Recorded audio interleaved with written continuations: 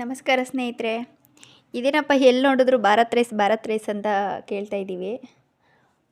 ನಾನು ಈ ಒಂದು ಭಾರತ್ ರೈಸ್ ಬಗ್ಗೆನೇ ತಿಳಿಸ್ಲಿಕ್ಕೋಸ್ಕರನೇ ಬಂದಿದ್ದೀನಿ ಇವತ್ತು. ಈ ಒಂದು ಭಾರತ್ ರೈಸ್ನ ನಮಗೆ ಈ central government of India introduce ಮಾಡಿದೆ. ಇದು ಸಬ್ಸಿಡೈಸ್ಡ್ ರೈಸ್ ಅಂತ ಹೇಳ್ಬೋದು.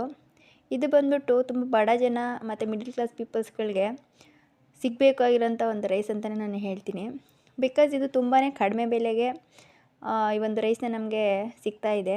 ಕಂಪೇರ್ಟಿವ್ಲಿ ಮಾರ್ಕೆಟಲ್ಲಿ ನಮಗೆ ರೆಗ್ಯುಲರ್ ಮಾರ್ಕೆಟಲ್ಲಿ ನೋಡಿದ್ರೆ ಒಂದು 30ರಿಂದ 70, 80, 100 ರೂಪಾಯಿ, 150 ರೂಪಾಯಿ ಗಂಟನೂ ರೈಸ್ ಸಿಗುತ್ತೆ.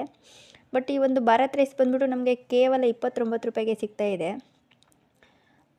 ಏನಪ್ಪ ಈ ಒಂದು ಭಾರತ್ ರೈಸ್ನ ಬೆನಿಫಿಟ್ ಅಂತ ಕೇಳಿದ್ರೆ, ಈ ಒಂದು ಭಾರತ್ ರೈಸ್ ನಮಗೆ ತುಂಬ ಕಡಿಮೆ ಬೆಲೆಯಲ್ಲಿ ಸಿಗ್ತಾ ಇದೆ. ಅಲ್ಲದೆ ಕ್ವಾಲಿಟಿ ಕಾಂಪ್ರಮೈಸ್ ಇಲ್ಲ. ಆ್ಯಂಡ್